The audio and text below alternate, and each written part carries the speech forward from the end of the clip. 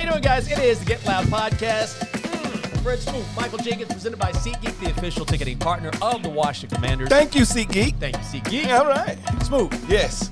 Do you believe in moral victories? This is a tricky question. Jinx, can I take a moral victory to the casino and cash it out? Do they cash out more victories or only victories and losses? It's like, hey, I had 20. Now, he got 21, but I was right there. No. At the end of the day, as a player, we think we let one go. Yeah. Right? We are totally convinced we were the better team that day. We should have beat them that day. I think the moral victories are more for parents. Like when your child does something like, right. You know what, hey, Dad, I made a D. More victory. Because there used to be an F. Right? So at the end of the day, they take it. The fan base says, you know what, if Philly is the measuring stick, we're not that far away. All right, because we seen us go blow for blow with Goliath yesterday. Yeah. And that's what I do love about this team. No quit on this team. This D-line, don't care about Philly having the number one offensive line in football. They going head-to-head with them. So what I took from the game was we're not that far away from being a true contender. Right. And as this team grow. So I can't wait to see them again in the future, to see how that game goes. In the locker room, I would imagine, and you saw it on Ron Rivera's face, he was pissed. Yes, he was angry, and I don't blame all him. the players was. Because you want to see improvement. We saw improvement. But as players, as coaches, like you were saying, listen, we had these guys. We got these guys. And you know what? I had to just work up my inner Dennis Green for this one. We let them off the hook. Yep. We let them off the hook. They are who we thought they were. Like, that's when you know, like, all right, everybody's saying this the cream of the crop. This the top of the NFL. We were better than them. Yeah. And that's why I say I'm sure that locker room was just furious yesterday because of that loss. And we go through these emotions, ups and downs. But the thing about it, as a pro athlete, you ain't got like 24 hours to process that emotion and throw it to the side. Yeah. That's the professional side of you. You have to throw it to the side, good or bad. You can only celebrate so long, can only be in the dump so long, then you turn that page. That comeback at the end of the fourth quarter. Yeah. No timeouts. These guys are going right down the field. They used every Fearless. second of it. Every second of it took. And boy, it just building the story and the allure of that young Airwolf Sam Howell. Because he's emotionless. I love that about him. Like, at no point is he doing it. I don't even think I have seen Sam smile on the sideline. No. Like, even we be up 20, he just be over there just stone face. We down 20. I love that. That's that thing you want, because Jalen Hurts is the same way. Yep. I don't think I ever seen Jalen Hurts smile. That tells you that it's all about focus with them. And I love that. And you, like you said, fearless on that last drive. Like, for a long time, we would watch games and one day we were going to come back, and it was always this iffy feeling. I felt like we was never out of the game. Like, I felt like if we got 30 seconds, we still have a chance to score. I was saying it. We're about to go into OT, and he took us into OT. I think we got some with this Sam Howell character. I'll tell you something. There's been a lot written about him maybe staying in the pocket too long. Sometimes the O-line has a lot to do with sacks. But birthing pains. Immediately, though, he came out firing the ball quick, getting rid of the ball quickly, and that continued throughout the entire game. Yeah, and it's just, where is he throwing the ball? Like, he throwing passes that only somebody with the arm talent he has can throw that ball into these small windows. Hitting Logan Thomas, and Logan Thomas just continues to get just beat up and push people down. Like, he makes the catches, all right? And Sam is one of them people, he's letting them know, if you even a crack an inch open, I'm going to try to fit it in there. And if players know that, they're more prone to go 100 miles per hour. And just, I think with Terry's attitude, I think with the wide receivers not being divas, you know what I'm saying, demanding the ball, I think that gives him time to grow with trial and error. And I think that's what people are not really understanding. Sam is ahead of the curve. Oh, yeah. He's like a 10th, 12th, 13th in most of the stats in the league right now. For him to be, he's played, what, 5 games total? Yeah. To be 5 games old, he's way ahead of the curve. One thing I loved, too, was the balance yesterday. If Sam wasn't slinging it around, B-Rob, physical. A DB's nightmare. Like, he punishes DBs. He literally is that guy that you tackle him in the first quarter. You almost tackle him in the second. by the third quarter, he's running through these arm tackles, and he's running through these arm tackles, and guess what? By the fourth quarter, defensive backs are making business decisions. All right? They're seeing, like, should I stick my neck in there? Like, he makes you think, and he always fall forward. Like, he might get contacted at the 30. By the time to play over, he at the 33-yard line. Yeah. Like, that's a running back. He reminds me of a more powerful Arian Foster. Oh, okay. With the body build, like being able to catch the ball, runs upright, but still gets low pad level when it's time to make contact. Would you have gone for 2 there at the end? That's a tough one. In hindsight, it's easy for us to, do this couch coaching over here. Yes. It's easy for us to do it, but this is what I would have been thinking. On the road, Philadelphia. It was hard to beat them for 4 quarters. We didn't. It's damn sure going to be hard to beat them for 5. Mm-hmm. My guys tired. They gave me all they got. I would have been like, I think I need to go for 2. Yeah. We got to end it now. Yeah. Because I just don't think we can beat them in the fourth quarter. In the fifth quarter. Yeah. Now, if we was at FedEx Field, oh, yeah, we're going to 5 quarters. This our land. On their land is like, and then I feel like the offense had the momentum at that time. We just go. It's like, it ain't nothing we can't do right now. Mm-hmm. So I would have just rolled that out. But I understand what Coach is saying. Mm-hmm. All right, let's go to the fifth quarter. Let's made a better team wins. But if it was up to Coach Smoot, Coach Showtime, if it was up to Coach Showtime, I would have been like, you know what, Sam, take us home. Mm-hmm. And I would have gave him a run pass option, RPO on it. Mm-hmm. And whatever happens, happen. Yeah. But them 2 yards in cloud of dust, it's hard to get sometimes, especially with a defensive line stacked like theirs. Yeah. You know what? I'm going for 2 right there. I'm going to go and get it over with, but then they're going to throw Coach under the bus, say, you know what, Coach Showtime, y'all ain't get to 2. Why would you go for 2? Why would you go to overtime? So it's damned if you do, damned if you don't. Yeah. So one thing I thought was interesting watching this game develop is that we always focus on the players in a new scheme, EB scheme. Yeah. But also, the coach has to learn what he has throughout the season as well. So I feel like we always focus on the players, and I get that, but also EB is kind of figuring out, all right, here's what I have here now that I have sort of a sample size, and we're seeing him adjust. Well, the thing about it is, we ain't giving him the grace period of the honeymoon period. It's just like, come in. This offense is ahead of schedule. Yes. Listen, we could look all around the league and see where new coordinators and new head coaches at and how those offenses are progressing. Mm-hmm. They're not progressing because they're going to be in a rut for a while until you find out what you just said. Who are my go-to people in certain circumstances? That's the thing about football. It's one of these things where it's all about situational football. You want to know who's my best third down person? Mm-hmm. Who going to get me the first downs? Who is my best red zone target? Who is the guy that I can just throw it out there in the field, he can make 2-3 people miss? Yeah. The identifiers, and you can only identify people by going to war with them, meaning we have to do some battles before I know where you at and what you can do and what you cannot do. See, that's exactly why I asked you that, because there are some players who, and I wonder, I'm sure you've experienced this, where you get to know them during training camp, but some guys are different. They're gamers. It's like some guys practice so bad, you be like, how's this dude in the NFL? Yep. Then you turn them lights on. And now you understand who this dude is and why he's that dude. And you just said it, Coach Bieniemy is going through trial and error with all of the offensive players. Mm-hmm. Not some of them. The only guys that he actually knows is Pringle and whoever else he brought, Wiley maybe, that he brought from Kansas City with him. But everybody else is trial and error. I'm sure what he learned against Philly is, I need to get Terry McLaurin the ball more and more. Just get him involved. Listen, and I was just so blown away by that call at the end of the game because Sam put that ball right there where it's supposed to be. And then Terry makes this play. And I'm watching the replay, and I'm seeing his foot laying on the arm. Right. The arm supposed to be part of the field. If his foot is on his arm, it's impossible for his foot to be on the white line. We were talking about that. His foot is still clearly inbounds in play. Now, here go the thing, though, Jinx. What was the call on the field? Because if they called it a complete pass on the field, it wasn't going to be enough evidence to overturn it. Yeah. But it was called an incomplete pass on the field, not enough evidence to overturn it. So whatever the first initial call was, that's a killer too. That was the call. But that's the one that I felt like if we get that play, we finna win this game. Yeah. I know a lot of fans want to talk about the defense. Yeah. We're going to do that. Got to pay the bills first. Yeah, pay them bills. We're going to do it.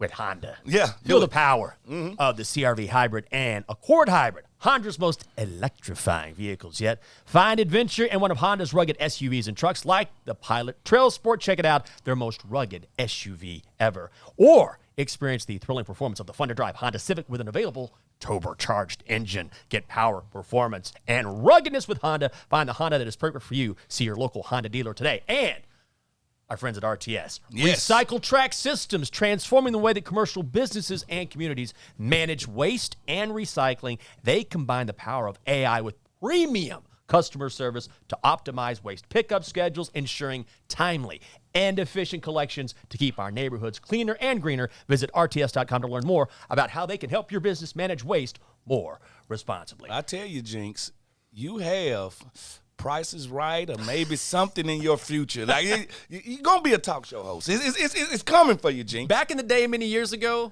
I was a fill-in voice for the Texans Lottery. Yeah. So 2 or 3 times a month, I would go in and blindly read the numbers. I would be in a closet. Yeah. And they would always say, it was live across the state, and they would say, listen, the one thing you can't do, the boss hates, don't screw up the 6s or the 9s. Because you don't want to read a 16 if it's a 19. Or you got to get that right. Man, they would all over me about that. Yeah. Well, Listen, I totally understand. If you had your choice of talk shows, would you be more of a Family Feud guy or a dating show guy or more of the Price is Right type I think Price is Right. Yeah. Family Feud's so dirty now. Yeah, it's scummy now. It's so dirty. It's totally scummy. But I would always want to be that dude.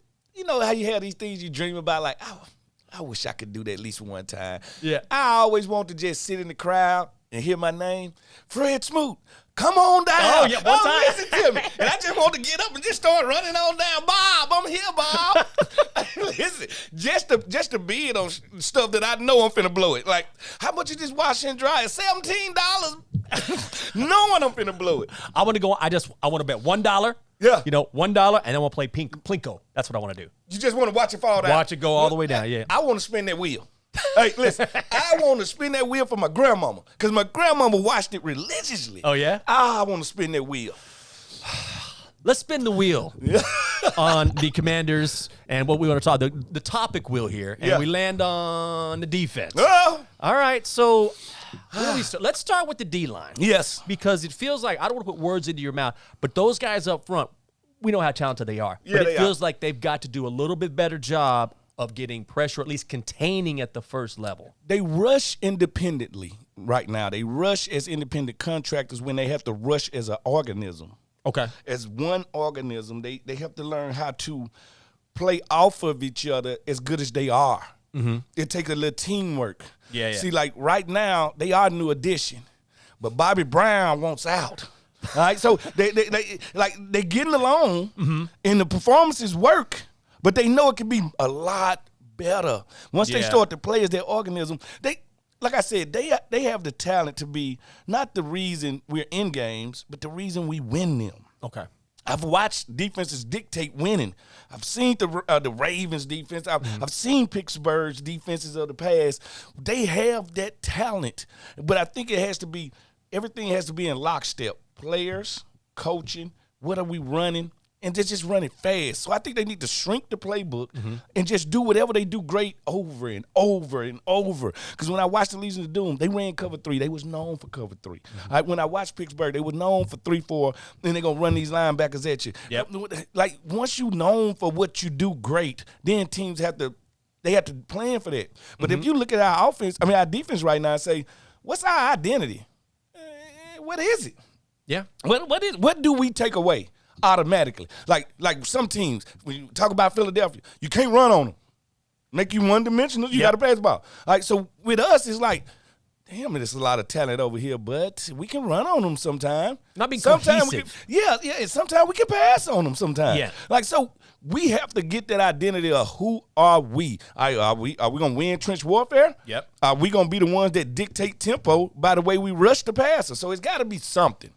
You made a point earlier, which I had forgotten, which is if you look at the lines, particularly the defensive lines for each team in this game, it's like Georgia versus Bama. The whole era. Yes. The whole era. We got, on Washington side, we got 10 years of their best defensive linemen.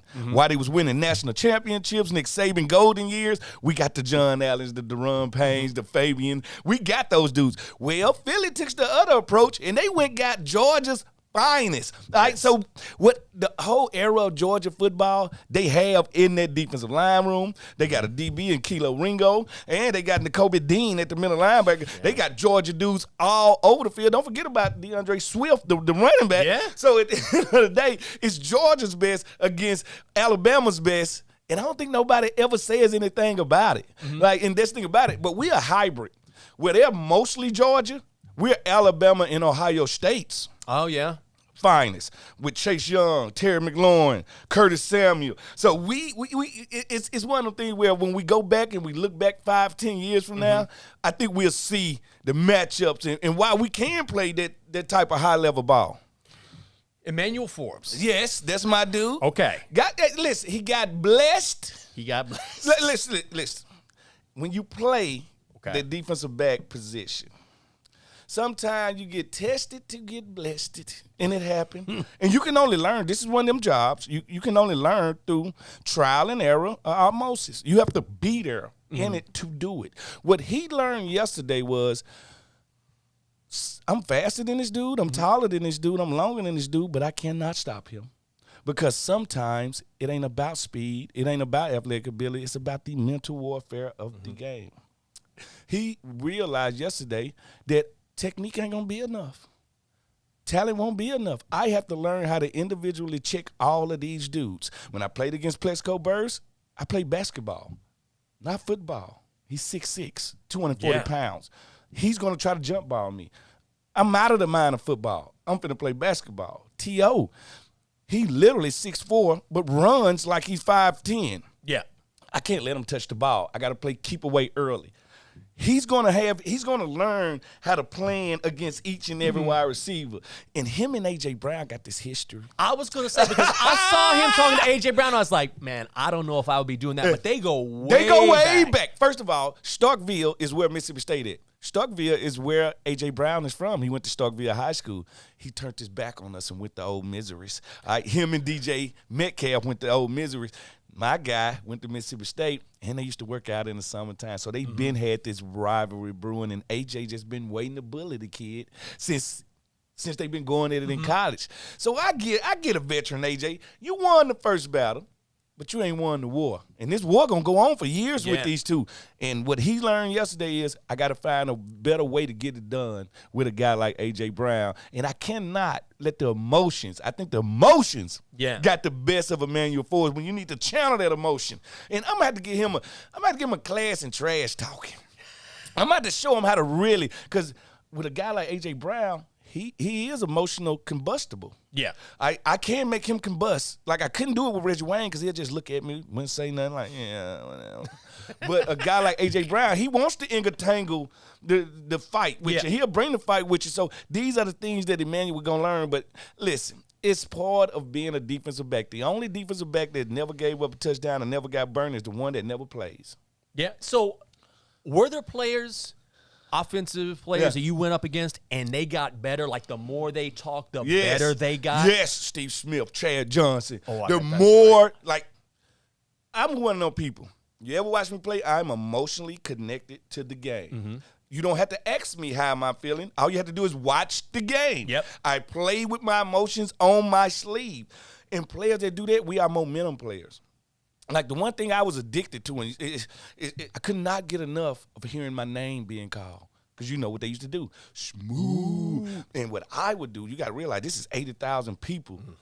And you could feel the ground just shaking under your feet. That's got to be an addictive feeling. And it's just euphoric. It's just euphoric. Yeah. And I make a play, and I just wanted more. And I just want to hear more. And I just want to hear more. So you ask me what I miss, Jinx, about football? Just smooth. Now when I walk in the kitchen, I'm like scrambling egg for breakfast. My kid be like, smooth. So that's where I get it from now. But listen, it's different. So when you get these players that are emotionally attached, it's some that makes them go.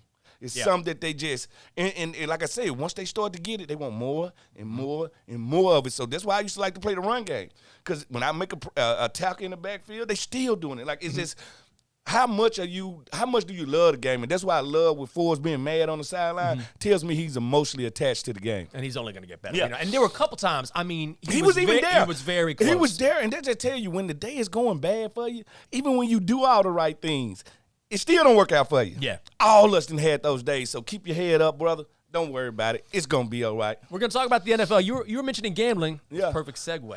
Oh, pay them bills. Thank you, Jink. That's a perfect segue. First of all, Get Loud Podcast is brought to you by Bet365, official sports betting partner of the Washington Commanders. Bet on a range of NFL markets with Bet365 app. Craft your own personalized bet slip with parlays. Access thousands of games with live streaming. Place your bet before the match or bet during the game. It's up to you. Download Bet365 app today. Join 80 million members worldwide. Age 21 plus only. Must be physically located in Virginia. Gambling problem? Call or text 1-800-GAMBLER. Next bills to be paid. MWWAA. We don't travel to escape life. We travel so life doesn't escape us. We dream of places anywhere in the world, and in a blink of an eye, we're there. That's a wonder of flight. All you have to do is decide where to. Dulles International Airport. Let your imagination soar. Book your adventure today at flydulles.com/nevernonstop. That was beautiful. I try to. Great job there. Huh? You know what we learned? Yeah. On Sunday? What we learn? Don't run out the Bills. Listen. I know Miami was the it team last week. They dropped 70 on a bad Broncos team, and we suddenly just forgot that Buffalo play and has been playing great football for a long time. That's why the butt whooping they gave us doesn't feel too bad. Right. At the end of the day, we forget. Sometimes you're so numb. You know how we was in the Jordan era? We just like, Jordan going to win. Mm-hmm. Yeah, Jordan going to win. Like, we got so numb to great talents. I think we got numb to Josh Allen. Yeah. To the point where it was like, okay, Miami is the new hot sauce of the day. Yep. But I keep telling people about when it comes to games in the division, I was going to say. it's brother against brother. Your brother knows every move, Jinx. He didn't put you in the headlock. Mm-hmm. He know you like to weasel your way out of the headlock, and you like to pick, you like to get him from the back, right, and you like to slam him. He knows your strengths. He knows your weaknesses. And Buffalo showed them, y'all ain't the top yet. Y'all still got to come through us. Like, and people don't understand, sports is the longest running reality show of all time. Yeah. 8 straight wins for the Bills in Buffalo against the Dolphins. And I want you to expand a little bit on division games because before this game took place in Philly, and I heard, the Eagles are going to roll the Commanders. I'm like, hey, it's not going to happen. I was like, this is a division game. It's the NFL. Yep. That's easy to say, but that's not usually how it plays We out. identify with each other. We play each other so much that it doesn't matter who's playing, what the records are. It just doesn't matter. Mm-hmm. Show me the playing field. I get a team that's playing at home 3 points, but that's it. Mm-hmm. All right? Think about it is, Slay knows he doesn't match up well against Terry McLaurin. Hates playing him. But guess what? He knows everything about him. Right. Like that offensive line that everybody's scared of in the NFL. John Allen and Deron Payne not scared of that offensive line. They love playing them. Matter of fact, they say it all the time. They are the measuring stick. Let's measure. All right, so it's one of them things where you're so intertwined with each other, and even when we get traded, we usually get traded inside the division because they have watched you play so much. They know you. They don't even need to, scout you. They know you so much, so it's more of intimacy, like the SEC. You ain't got to tell me what's going on at Ole Miss. Right. I already know. Right. I already know everybody recruit. I know everything. And I think that knowledge of each other makes it hard. That's when you do play a foreign team like the Buffalo Bills. The matchup feels odd. Yeah. Yeah. So I think that's the difference of it. Elsewhere in the AFC, Joe Burrow does not look like himself, and I'm sure you saw that sign, but they asked Jamar Chase, do you feel like you have less time to get open? He was like, I'm always open. And he goes, I'm always effing open, like always. When he gets out his car in the parking lot, he's open.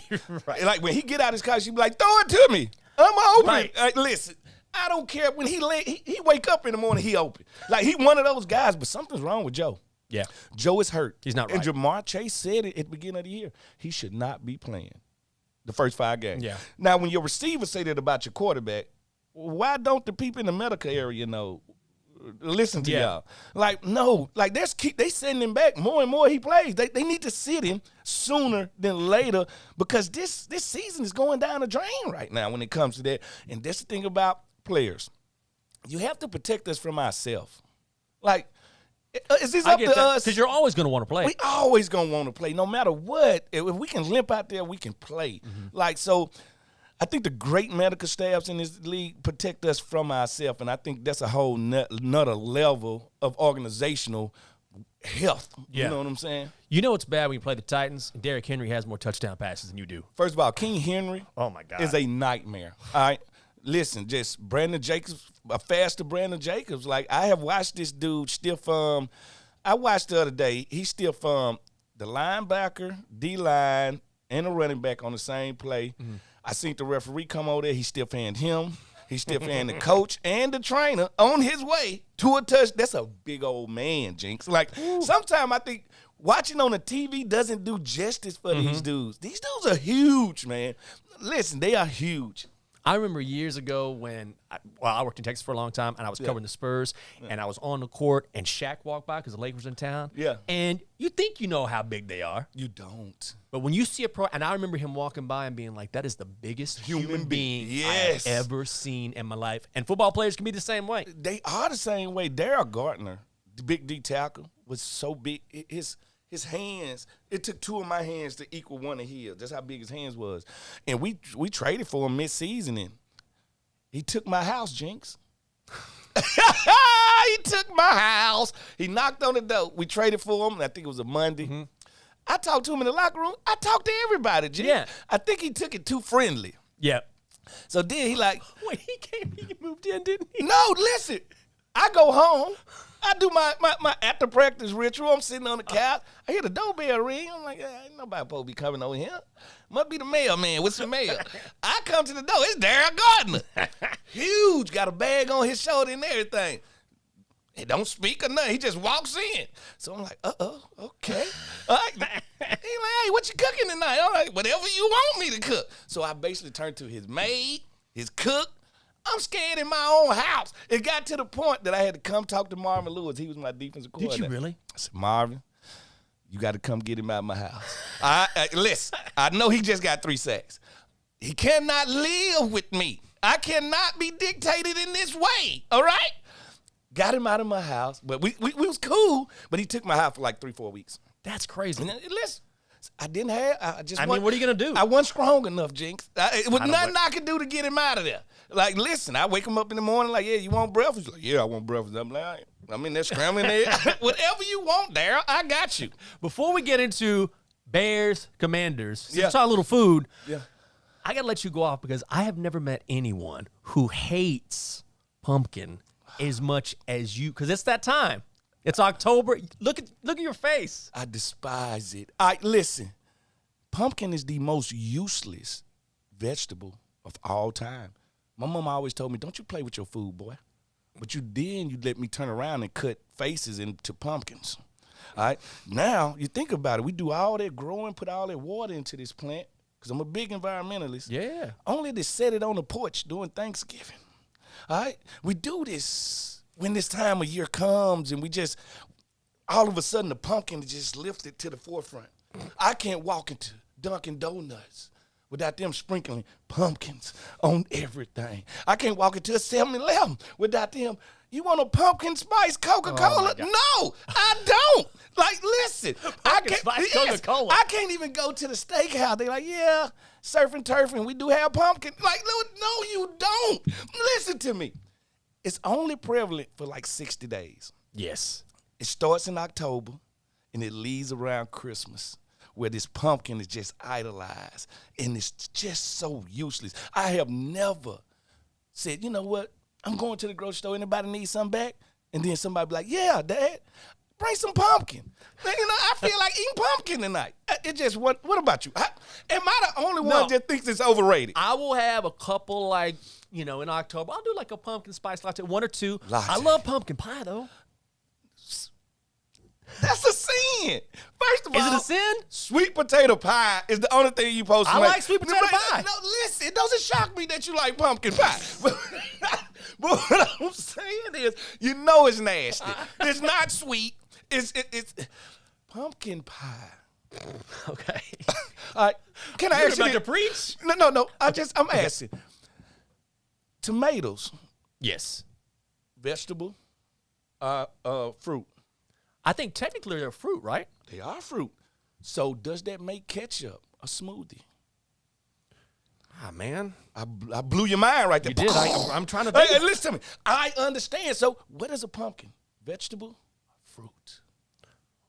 It's a vegetable, right? Is it? I don't know. It's a fruit. You're messing with my head. No. Listen. It's a fruit? Seeds, it comes off as a fruit because it has a pie. You don't put vegetables in pies unless you do it with the pumpkin. Okay.